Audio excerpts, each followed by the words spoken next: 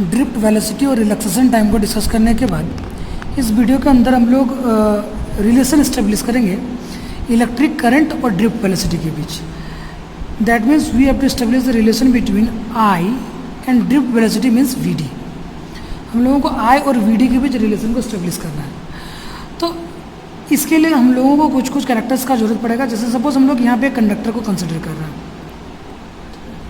हम लोग यहाँ पे एक कंडक्टर को कंसिडर कर रहे हैं जिसका जो क्रॉस सेक्शन एरिया है, इसका क्रॉस सेक्शन एरिया ए होगा और जो लेंथ ऑफ द कंडक्टर है ये length of the conductor l है, length of the conductor l है। A cross section area of the conductor, l length of the conductor.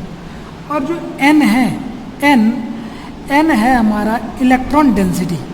Electron density का मतलब है कि number of electrons per unit volume. ठीक है, अभी क्या करेंगे, इस कंडक्टर के टर्मिनल्स के अक्रॉस हम लोग एक बैटरी को जोड़ते हैं। इस कंडक्टर के टर्मिनल्स के अक्रॉस हम लोग एक बैटरी को जोड़ते हैं। तो क्या होगा, ओबियसली इस कंडक्टर में एक करंट सेट होगा और इसके जो इलेक्ट्रॉन्स होंगे, कंडक्टर के इनसाइड जो इलेक्ट्रॉन्स होंगे, जो फ्री इलेक्ट्रॉन्स होंगे, उसमें एक वो उसमें ड्रिफ्ट होगा, मतलब उसमें एक ड्रिफ्ट वेलोसिटी आएगा।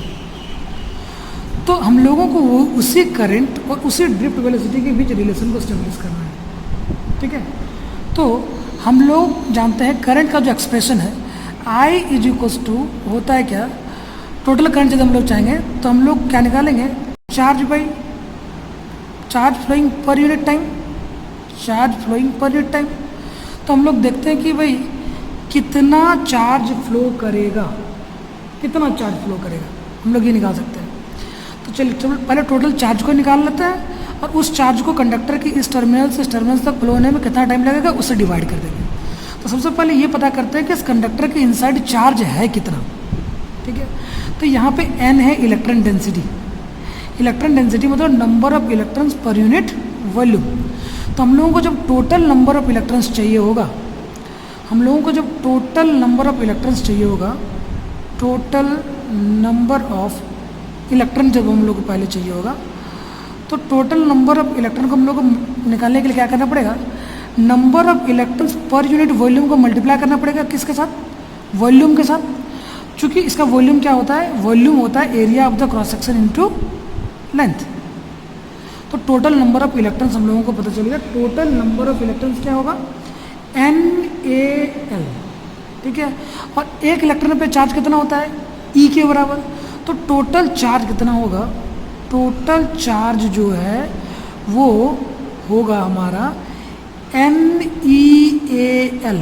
जो टोटल नंबर ऑफ इलेक्ट्रॉन्स है उसको एक इलेक्ट्रॉन पे जितना चार्ज है उससे मल्टीप्लाई कर दिए, तो जो टोटल चार्ज हो गया वो हो गया हमारा NeAL। ठीक है, ये हो गया टोटल चार्ज। तो यहाँ से हम लोगों को I का एक्सप्रेशन मिलने के लिए जो आगे इधर बढ़ेंगे तो हो जाएगा NeAL टोटल चार्ज। और टाइम, तो टाइम के लिए हम लोग देखेंगे कि भाई इतना जो चार्ज है इसको कितना डिस्टेंस ट्रेवल करना पड़ रहा है, कितना लंबा डिस्टेंस ट्रेवल करना पड़ रहा है, L। और इसका वेलोसिटी कितना है, तो ड्रिफ्ट वेलोसिटी के बराबर, जो एवरेज वेलोसिटी है उसको VD बोलते हैं।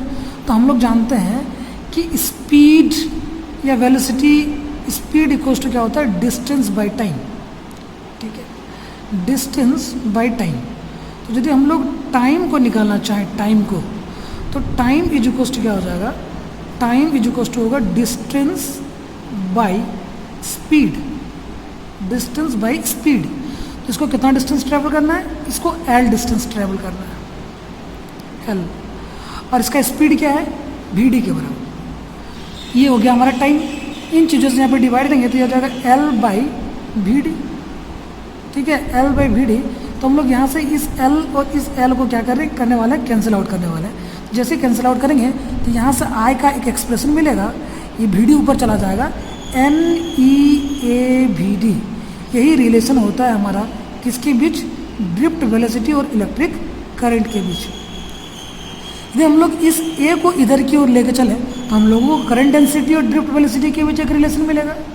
हम लोगों को करंट डेंसिटी और इलेक्ट्रिक ड्रिफ्ट वेलोसिटी के बीच एक रिलेशन मिलेगा। चलिए इस I को हम लोग इधर की ओर लेके आते हैं तो हम लोगों को मिलेगा I by A is equals to NeVD।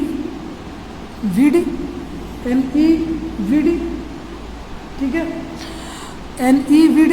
तो इस I/A को हम लोग लिखते हैं करंट डेंसिटी। तो J = NEVD भी हो सकता है। ये रिलेशन होता है किसके बीच?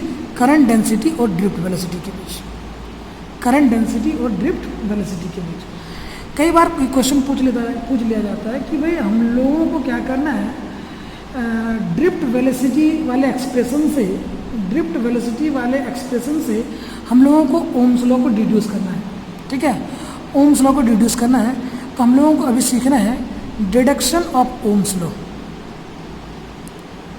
डिडक्शन ऑफ ओम्स लॉ, ठीक है।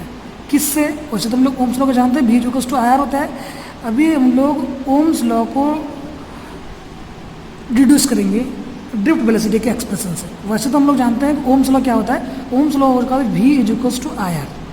इसको हम लोग ऐसे भी लिख सकते हैं V/I = कांस्टेंट।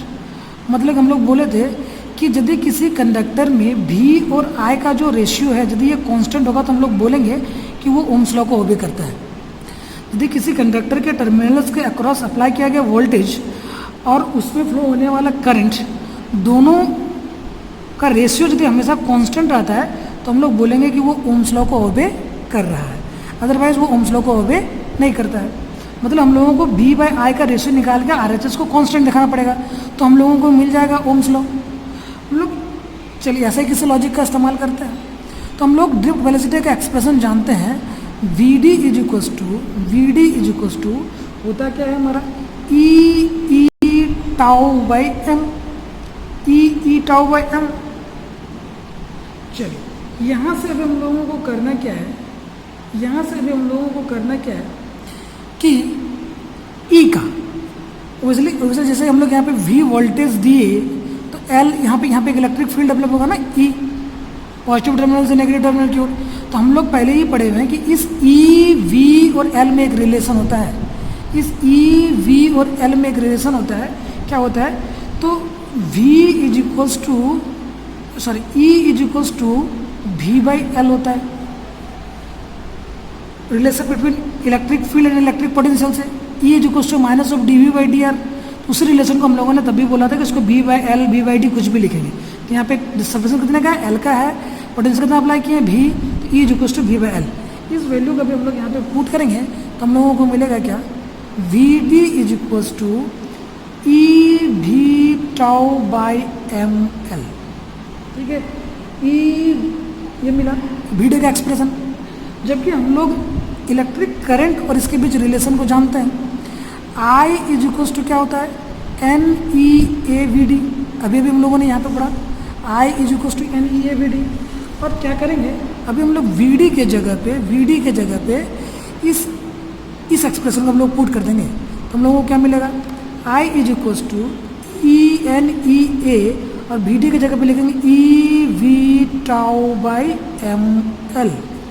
चलिए इसको यदि हम लोग अरेंज करें तो हम लोगों को मिलेगा NE²A/τ/mL इंटू V। चलो V को हम लोग अलग कर देते हैं, ठीक है। ऐसा कर सकते हैं हम लोग कि इस I को उधर की ओर ले जाए, बाकी के एक्सप्रेशन के इस ओर, तो हम लोगों को मिलेगा V/I =mL/NE²A/τ, ठीक है। V/I =mL/NE²A/τ, ठीक है। तो यहाँ पे हम लोग RHS के टर्म्स को देखें तो ये है mass of the electron, length of the conductor, electron density, E charge in one electron, A cross section area of the conductor, tau relaxation time. तो यदि हम लोग टेम्परेचर को कांस्टेंट रखें तो क्या मिलेगा, एट कांस्टेंट टेम्परेचर, यदि हम लोग टेम्परेचर को कांस्टेंट रखें तो क्या होगा, ना तो मास ऑफ द इलेक्ट्रॉन बदलेगा, ना तो लेंथ ऑफ द कंडक्टर बदलेगा, ना तो इलेक्ट्रॉन डेंसिटी बदलता है, ना तो चार्ज इन वन इलेक्ट्रॉन बदलता है, ना तो इसका क्रॉस सेक्शन एरिया बदलेगा कंडक्टर, ना तो रिलैक्सेशन टाइम। यदि टेम्परेचर कांस्टेंट रहेगा तो ऑल टर्म्स इन RHS, क्या बोलेंगे, ऑल टर्म्स इन RHS क्या होगा, विल बी कांस्टेंट। यही तो हम लोगों को प्रूव करना है क्या मिल गया हम लोगों को, V by I is equals to constant. यही क्या होता है, हमारा ओम्स लॉ होता है, यही हमारा ओम्स लॉ होता है। और इसी कांस्टेंट को हम लोग किसका नाम देते हैं, इसी कांस्टेंट को हम लोग रेजिस्टेंस का नाम देते हैं। तो यदि इन दो चीज़ों में कंपेयर करें तो यहाँ से रेजिस्टेंस का एक नया एक्सप्रेशन निकल के आता है। क्या, तो हम लोग रेजिस्टेंस का एक और एक्सप्रेशन लिख सकते हैं, R is equals to M L by N E square A tau. Resistance का एक नया एक्सप्रेशन निकल के आया। तो इसी एक्सप्रेशन को यूज़ करके हम लोग क्या कर सकते हैं, ये रेजिस्टेंस है, रेजिस्टेंस का एक्सप्रेशन मिला, तो कंडक्टेंस, रेसिस्टिविटी और कंडक्टिविटी का एक्सप्रेशन हम लोग निकाल सकते हैं। हम लोग जानते हैं कि जो कंडक्टेंस होता है वो रेजिस्टेंस का रेसिप्रोकल होता है। तो जी इज इक्वल्स टू क्या मिलेगा, जी इज इक्वल्स टू मिलेगा N E square A tau by M L. ठीक है, यदि हम लोग रो निकालना चाहेंगे तो रो इज इक्वल्स टू होता है आर ए बाई एल, और आर इज इक्वल्स टू क्या होता है, M L by N E square A tau into A by L. तो इस ए और इस ए को जब हम लोग कैंसिल आउट करें, एल को कैंसिल आउट करें, तो जो रेसिस्टिविटी का एक्सप्रेशन मिलता है वो मिलता है M by N E square tau. ये हो गया हमारा रेसिस्टिविटी का एक्सप्रेशन। ठीक है, तो ऑब्वियसली हम लोग कंडक्टिविटी को यदि निकालेंगे तो सिग्मा इज इक्वल्स टू क्या होगा, कंडक्टिविटी को यदि निकालेंगे तो सिग्मा इज इक्वल्स टू क्या होगा, इसका रेसिप्रोकल 1 बाई रो, तो ये हो जाता है N E square tau by M. ठीक है, तो ये कई सारे एक्सप्रेशन मिले, रेजिस्टेंस का अलग से एक्सप्रेशन मिला, इसी एक्सप्रेशन को यूज़ करके जी निकाले, फिर रो निकाले और फिर सिग्मा भी निकाले। अगले वीडियो में हम लोग डिस्कस करेंगे temperature dependence of resistivity. Thank you.